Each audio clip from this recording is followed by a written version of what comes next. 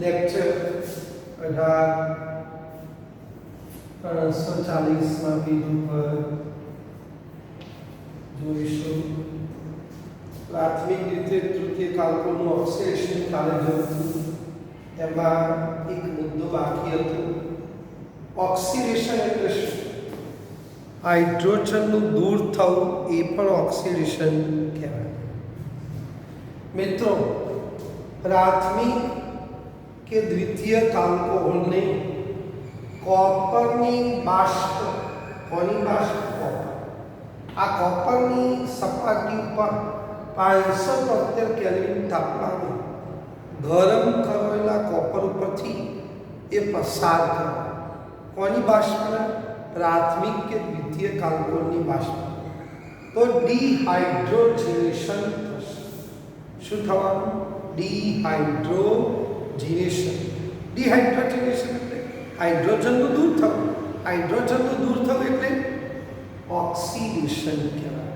કોની વાત ચાલે છે આલ્કોહોલની પ્રાથમિક કે દ્વિતીય આલ્કોહોલ તો આપણને આલ્ડીહાઇડ અને કીટોન મળશે ધારો કે તમે આ પ્રાથમિક આલ્કોહોલ છે OH સમૂહ ધરાવતો કાર્બન બીજા એક જ કાર્બન સાથે છે આનું તમે ડિહાઇડ્રોજનેશન એટલે હાઇડ્રોજનનો અણુ દૂર થાય ઓક્સિજનની આજુબાજુથી બે હાઇડ્રોજન જતા તો તમને શું મળવાનું Cl3CH જેનું નામ એસિટાલ્ડીહાઇડ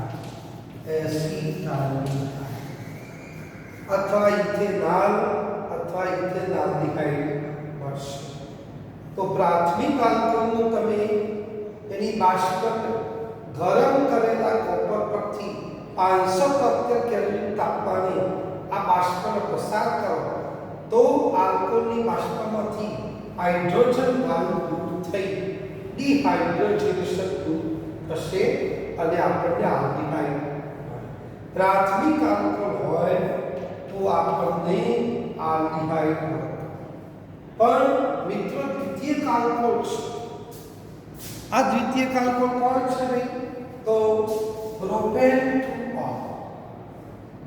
આઇસોપ્રોપાઇલ આલ્કોહોલ દ્વિતીય પ્રોપાઇલ આલ્કોહોલ તો ડિહાઇડ્રોજનેશન થાય તો બે હાઇડ્રોજન દૂર થઈ જવાના તો આ જ પ્રક્રિયા પરિસ્થિતિ કોપર ગરમ કરેલું કોપર 573 કેલ્વિન તાપમાન હાઇડ્રોજન વાયુ દૂર થાય તો આપણને મળશે આવું Cl3COCH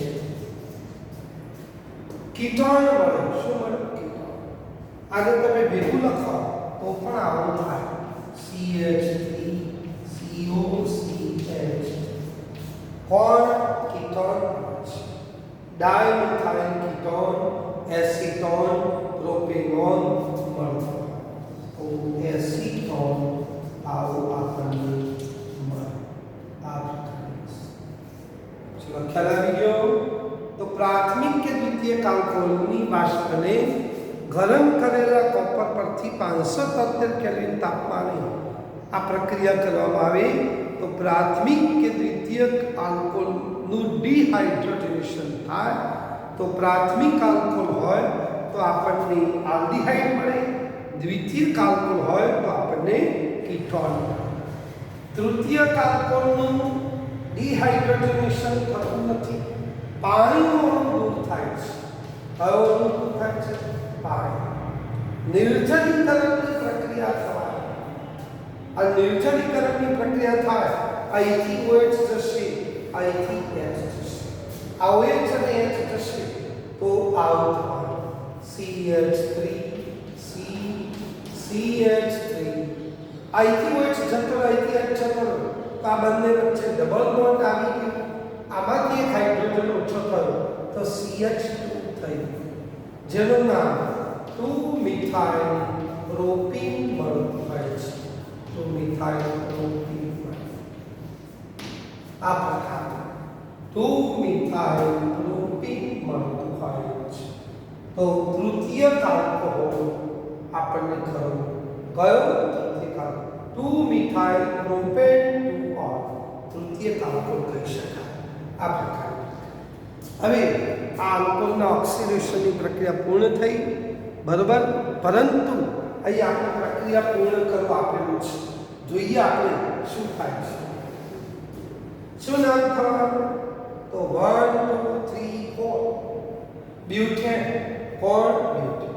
બ્યુટ 2 in 1 alcohol. 2 in કારણ કે પહેલો, બીજો, ત્રીજો, ચોથો જેની ક્રિયાશીલતા ઓછી હોય તે આવશે 2 in અને 1 alcohol. આનું પીસીસી વડે તમે ઓક્સિડેશન કરવામાં આવે. કાલે કહ્યું તો પિરિડિનિયમ ક્લોરોક્રોમેટ એટલે પીસીસી છે. પિરિડિન અને ક્રોમિક એનહાઇડ્રાઇડ એ બંને વચ્ચે પ્રક્રિયા થાય એસિડિક માધ્યમમાં તો એક સંકીર્ણ બને જેને આપણે પીસીસી કહેવાય. તો પ્રાથમિક આલ્કોહોલ છે. કયો આલ્કોહોલ છે? OH સમૂહ ધરાવતો કાર્બન બીજા એક જ કાર્બન સાથે છે.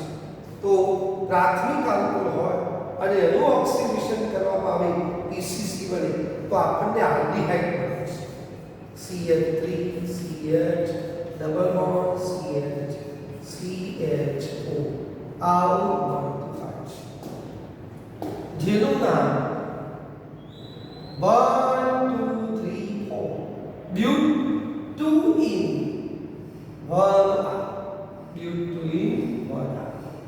બ્યુટ 2 ઇનાલ લખતો પણ ચાલે. બ્યુટ 2 ઇનાલ. તો આ પહેલો કાર્બન ઉપર આલ્ડીહાઇડ છે તો એના અનુસાર બ્યુટ 2 ઇનાલ. ચલો પ્રાથમિક આલ્કોહોલ છે, પીસીસી છે આપણે તો શું થવાનું? તો ઓક્સિડેશન પૂરેપૂરું થશે. આપણને આવો મળશે CH3CH આલ્ડીહાઇડ મળશે આપણને. પરંતુ આ નિર્બળ ઓક્સિડેશન કરતા છે, પ્રબળ ઓક્સિડેશન કરતા હોય તો આપણને શું મળશે? તો આલ્ડીહાઇડ મળતો નથી પણ ડાયરેક્ટલી આપણને શું મળે છે? કાર્બોક્સિલિક એસિડ મળે છે. કોણ મળે છે? Carboxylic acid. પ્રોપેનોઇક એસિડ મળે છે. અહીં પ્રોપેન 1 છે તો પ્રોપેનોઇક એસિડ મળે છે. આ પ્રાથમિક આલ્કોહોલ હતું. જો મંદ હોય, નિર્બળ હોય તો આપણને આલ્ડીહાઇડ મળે, પણ પ્રબળ હોય તો આપણને એ કાર્બોક્સિલિક એસિડ. ચલો આવું દ્વિતીયક આલ્કોહોલ છે. કયો આલ્કોહોલ છે? દ્વિતીયક. શું નામ છે? બ્યુટેન 2 on જેનું ઓક્સિડેશન ક્રોમિક એનહાઇડ્રાઇડ વડે કરવામાં આવે તો 2 H જતા રહેશે અને આપણને કીટોન મળશે. શું મળવાનું? કીટોન મળશે. આવું મળતું હોય છે જેનું નામ ઇથાઇલ મિથાઇલ કીટોન અથવા બ્યુટેન 2 on આવું થશે. તો ક્રોમિક એનહાઇડ્રાઇડ વાપરો. દ્વિતીયક આલ્કોહોલ હોય તો કીટોન મળે, પ્રાથમિક આલ્કોહોલ હોય તો આલ્ડીહાઇડ મળે, પ્રબળ હોય અને પ્રાથમિક આલ્કોહોલ હોય તો આપણને કાર્બોક્સિલિક એસિડ મળે. તો આવી એક વાત કરી. ઓકે. તો ઓક્સિડેશનની પ્રાથમિક, દ્વિતીયક, તૃતીયક આલ્કોહોલના ઓક્સિડેશનની આપણે વાતો પૂર્ણ કરી.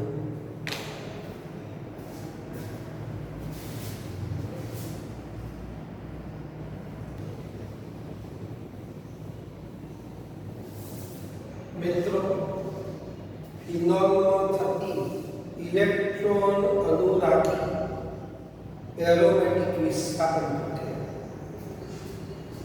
બે પ્રકારની વિસ્થાપન પ્રક્રિયા આવી. એક ઇલેક્ટ્રોન અનુરાગી વિસ્થાપન પ્રક્રિયા જે 11 સાયન્સમાં તમે જોઈ. Nitration, sulphonation, halogenation, alkylation, acylation, Friedel Crafts alkylation acylation. બીજી 12 સાયન્સના 10મા ચેપ્ટરમાં હેલો આલ્કેનમાં જોઈ એ પ્રક્રિયાઓ કેન્દ્રાનુરાગી વિસ્થાપન પ્રક્રિયા. કઈ? કેન્દ્રાનુરાગી. અત્યારે હાલ ફિનોલમાં આપણે ઇલેક્ટ્રોન અનુરાગી એરોમેટિક વિસ્થાપન પ્રક્રિયા જોઈએ છે. મિત્રો આપણને ખબર છે કે ફિનોલમાં રહેલો OH સમૂહ ઓર્થો પેરા નિર્દેશક સમૂહ છે. કયો સમૂહ? ઓર્થો પેરા નિર્દેશક સમૂહ. આથી દાખલ થતો બીજો સમૂહ એ ફિનાઇલ કેન્દ્ર પર જોડાયેલા આ OH ઉપર આધાર રાખશે તો દાખલ થતો સમૂહ ઓર્થોન પહેલા સ્થાને જોડશે. મિત્રો, ફિનોલનું અહીં નાઇટ્રેશન સાંદ્ર HNO3 નાઇટ્રિક એસિડની હાજરીમાં આપણે કરીએ તો આપણને શું મળશે એની વાત તો ડાયરેક્ટલી આપણને આવો એક પદાર્થ મળશે. અહીં 3 NO2 આવું મળશે. 3 NO જેનું નામ છે 2,4,6 ટ્રાઇનાઇટ્રોફિનોલ. એ ભૂતકાળમાં કહેલું છે ટ્રાઇનાઇટ્રોફિનોલ. આ પ્રકારની વસ્તુ જેને આપણે પિક્રિક એસિડ કહીએ છીએ.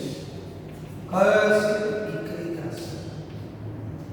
COOH નથી છતાંય એસિડ તરીકેનું નામ પિક્રિક એસિડ. ચલો, ફોર્મિક એસિડ એટલે HCOOH. એસિટિક એસિડ એટલે Cl3COOH. પ્રોપેનોઇક એસિડ એટલે Cl3CH2COOH. એસિડ તરીકે હતો. કાર્બોક્સિલિક એસિડ એટલે COOH એટલે એસિડ તરીકેનું નામ આવતું. Formic acid, acetic acid, propanoic acid આમાં COOH નથી છતાં એસિડ તરીકેનું નામ પિક્રિક એસિડ. પીળા રંગનો હોય, પીળા રંગનો और પિક્રિક એસિડ લેબની અંદર દર્શો તો આપણને સાહેબ આ બતાવશે 2,4,6 ટ્રાઇનાઇટ્રોફિનોલ. મિત્રો, પણ આ રીતે જે નાઇટ્રિક એસિડ છે બનવાનું એનું ઉત્પાદન ઓછું ઉત્પાદન થશે. કેવું? ઓછું ઉત્પાદન. આ એક વસ્તુ નોટ થાય. બીજું, પ્રક્રિયા પરિસ્થિતિ બદલીએ. આપણો સાંદ્ર હતો એની જગ્યાએ મંદ વાપર અને સામાન્ય temperature room temperature 25 degree Celsius તાપમાન પર રૂમ ટેમ્પરેચર આપણે આ નાઇટ્રેશનની પ્રક્રિયા કરીએ. શું થવાનું? તો એ આ OH સમૂહ કેવા નિર્દેશક? OH સમૂહ ઓર્થો પેરા નિર્દેશક. ઓર્થો પેરા નિર્દેશક. ઓર્થો તો દાખલ થતો NO2 સમૂહ ઓર્થો સ્થાને જોડાશે અથવા પેરા સ્થાને. જો આ પ્રકારની વસ્તુ હોય OH અને NO2 વત્તા બેન્ઝીનની ઉપર OH અને NO2 આવું એક મિશ્રણ બનશે જેનું નામ ઓર્થો નાઇટ્રોફિનોલ. Ortho nitrophenol. પેલાનું નામ પેરા નાઇટ્રોફિનોલ. આ ortho nitrophenol, para nitrophenol ONP અને ENP નું મિશ્રણ હશે. ઓર્થો નાઇટ્રોફિનોલ અને પેરા નાઇટ્રોફિનોલ. મિત્રો, આ બેને અલગ કરવા હોય તો અલગ કરી શકાય. એમનું સ્ટીમ ડિસ્ટિલેશનથી આમને અલગ કરી શકાય છે. આ બે સંઘટકોને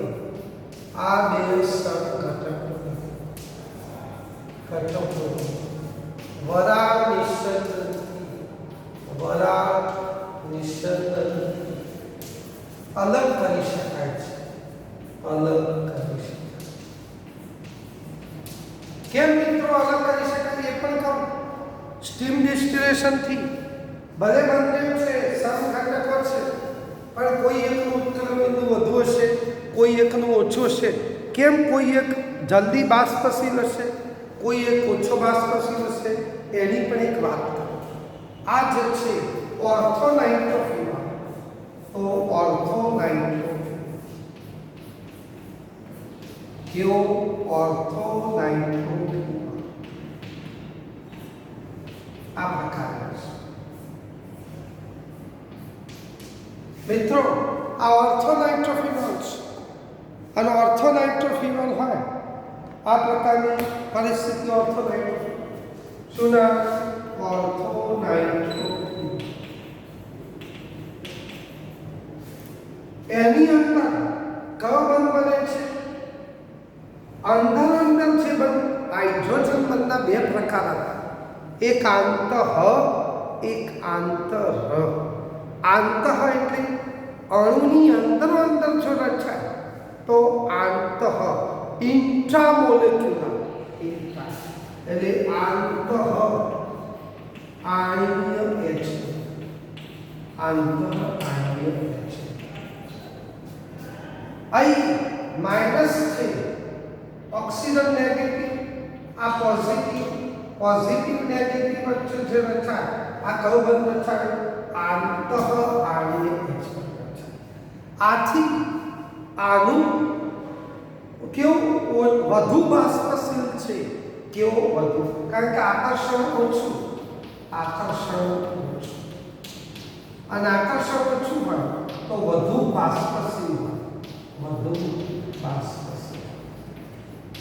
બાષ્પશીલ એટલે ઉડી જાય આકર્ષણ ઓછું છે કેરોસીન પેટ્રોલ આકર્ષણ ઓછું જલ્દી ઉડી જાય પાણી આંતરાળની હાઇડ્રોજન પર આકર્ષણ વધુ છે પાણી જલ્દી ઉડી જાય નહીં પણ આલ્કોહોલ હશે પછી કોણ હશે ભાઈ કેરોસીન હશે પેટ્રોલ હશે ઓર્ગેનિક સમાન તો જલ્દી ઉડી જશે હાઈલી ઇન્ફ્લેમેબલ વોલેટાઇલ છે કેવા છે વોલેટાઇલ તો વધુ બાષ્પશીલ છે તો આ વસ્તુ જ્યારે આમાં આંતઃ આણ્વીય H બંધ રચાય આંતઃ આણ્વીય આથી આકર્ષણ ઓછું હોય આથી જલ્દી ઉડી જશે એટલે આગળ આ એકમાં જલ્દી ઉડશે નહીં કેમ એની અંદર કયો બંધ છે તો આંતરજ કયો છે મિત્રો એને આપણે લખવું હોય તો આ પ્રકારે લખીશું આપણે NO અને O પ્લસ માઇનસ આ પ્રકારની વસ્તુ છે આ ઓર્થો સામ સામે છે અને સામ સામે તો પેરા નાઇટ્રોફિનોલ ફરીથી પાછળ એક આવશે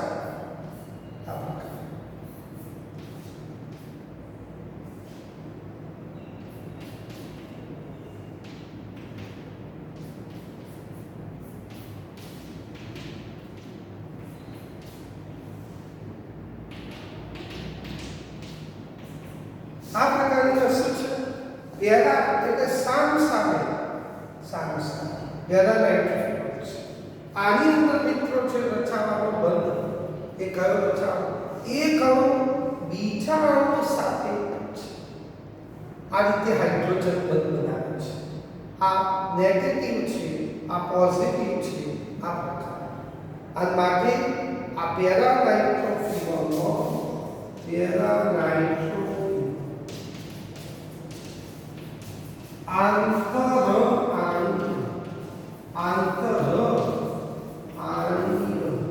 હાઇડ્રોજન આકર્ષણ વધુ છે અને આકર્ષણ વધુ હોય તો ઓછો બાષ્પશીલ છે કેવું ઓછો બાષ્પશીલ અને આથી ચલો આ બંનેનું મિશ્રણ સ્ટીમ ડિસ્ટિલેશન આપ્યું તો જલ્દી ઉડી જવાનો કેમ જલ્દી ઉડી જવાનો કારણ કે આકર્ષણ ઓછું કેમ આકર્ષણ ઓછું કારણ કે આંતઃ આણ્વીય હાઇડ્રોજન છે અને આંતઃ આણ્વીય હાઇડ્રોજન છે એટલે જલ્દી ઉડી જશે તો બીજો રહી જશે બીજો કોણ છે પેરા નાઇટ્રોફિનોલમાં એક અણુ બીજા અણુ સાથે બંધ બનાવે છે હાઇડ્રોજન બંધ એટલે આંતરાણ્વીય હાઇડ્રોજન બંધ કારણ આકર્ષણ વધુ છે એટલે ઓછો બાષ્પશીલ છે એટલે આ જલ્દી ઉડશે નહીં આ રીતે આ બંને ઘટકોને સ્ટીમ ડિસ્ટિલેશનથી અલગ કરી શકાતા હોય છે. ઓકે, તેની વાત કરીએ.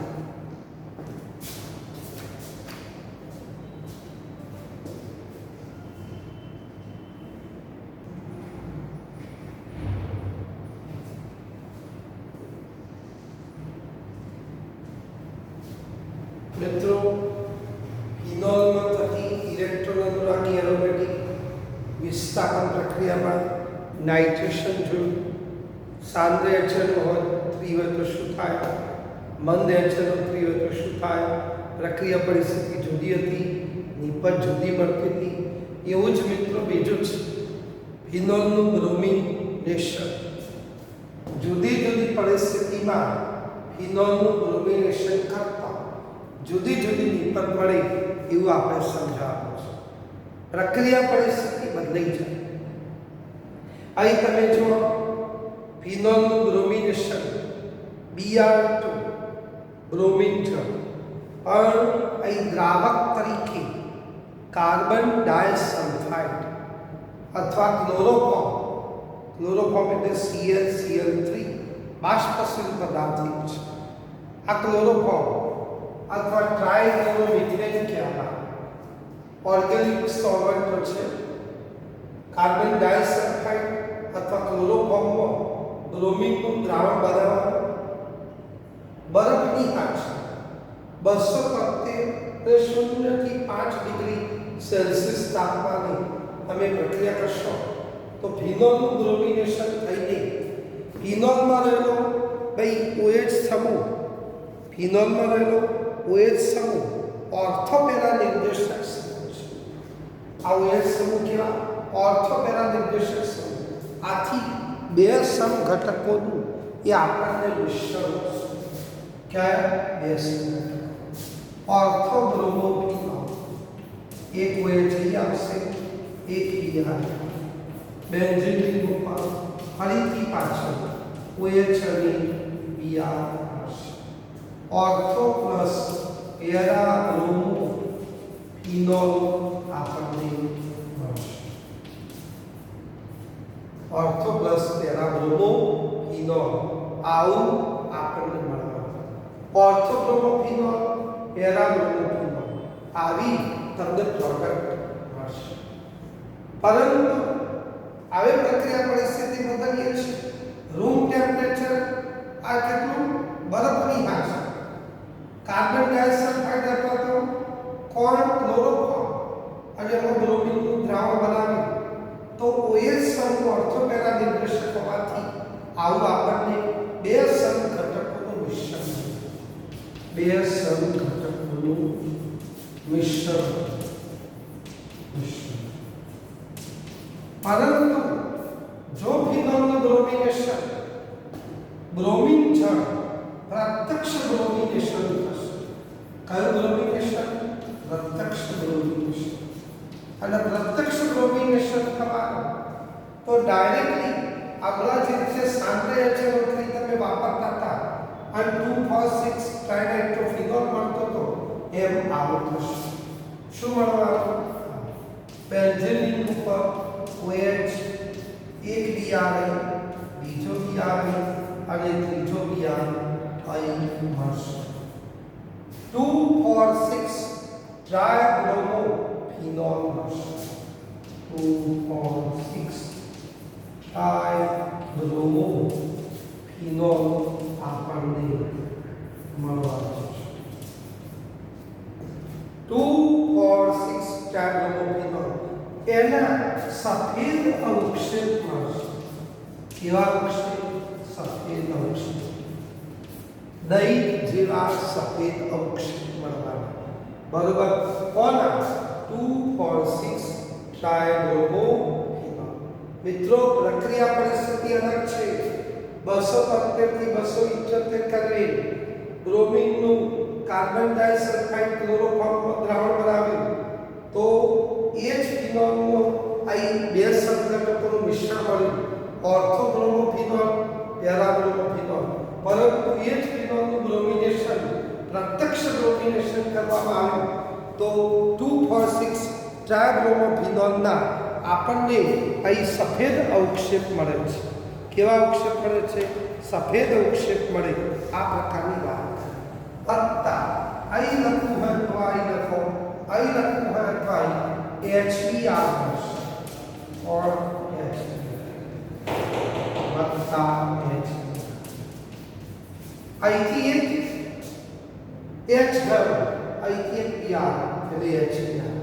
અહીંથી 3 ગયા, 1 2 3 H, અને અહીંથી 3 એટલે 6 હતા, 6 માંથી 3 આવી ગયા તો 3 બાકી રહ્યા, એટલે આવું આપણને મળતું હોય. તો જુદી જુદી પરિસ્થિતિમાં પ્રક્રિયા પરિસ્થિતિ બદલીએ તો આપણને પ્રોડક્ટ એટલે નિપજ જુદી મળતી હોય એવું અહીં કહી શકાય. તો એની વાત કરીએ.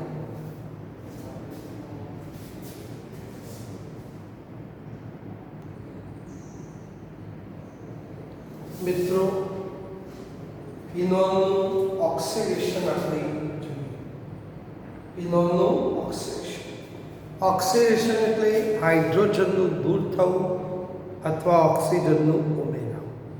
એને ફિનોલનું આપણે ઓક્સિડેશનની વાત કરીએ.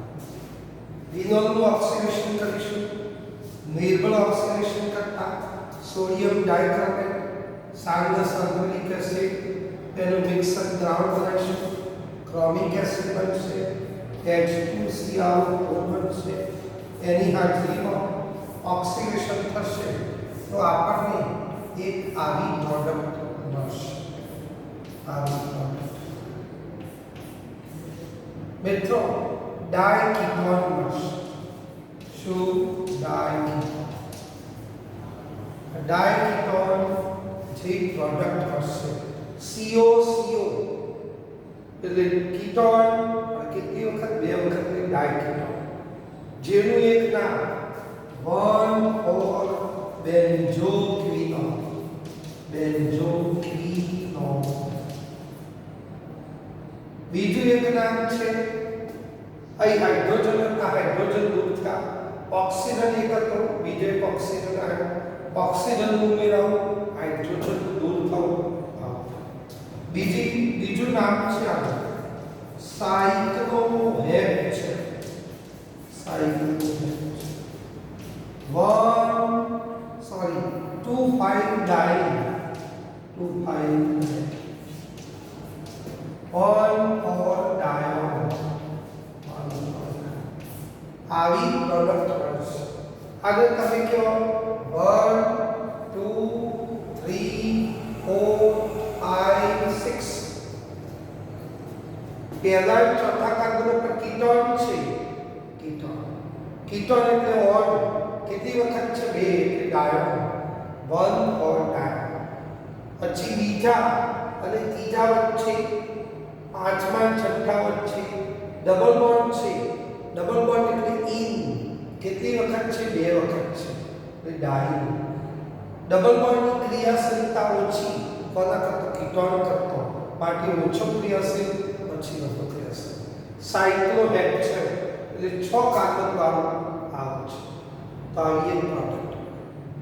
બીજું ફિનોલ ઝિંકની હાજરીમાં આપણે ઝેલેન રસ સાથે પ્રક્રિયા કરીશું. ઝેલેન રસ સાથે પ્રક્રિયા કરશો તો મિત્રો ઓક્સિજન દૂર થશે. શું દૂર થશે? ઓક્સિજન. અને આવું આપણને મળશે. ઓક્સિજન દૂર થયું. આ ઝેલેન રસ ભૂક્કો એના સાથે પ્રક્રિયા કરશો, ઝેલેન ઓક્સિજન સાથે જોડી અને ઝેલેન બનાવે છે. આ રીતે આપણને બેન્ઝીન મળે છે. કોણ મળે છે? ફિનોલને એક ટેસ્ટ ટ્યુબમાં ઝિંકનો ભૂકો લીધો અને ગરમ કર્યો. ઝિંક ઓક્સાઇડ દૂર થયું. લિક્વિડ સ્વરૂપે પેટ્રોલ કેરોસીન જેવી વાસવાળું કોણ મળ્યું? બેન્ઝીન મળ્યું. ઓક્સિજનનું દૂર થવાની ક્રિયા થઈ. ઝિંક રસ સાથે, ઝિંક મેટલ સાથે, એના ભૂકા સાથે, ડસ્ટ સાથે પ્રક્રિયા કરતો આવું થતું. બીજી પ્રક્રિયાઓ આવતી વખતે જોઈશું.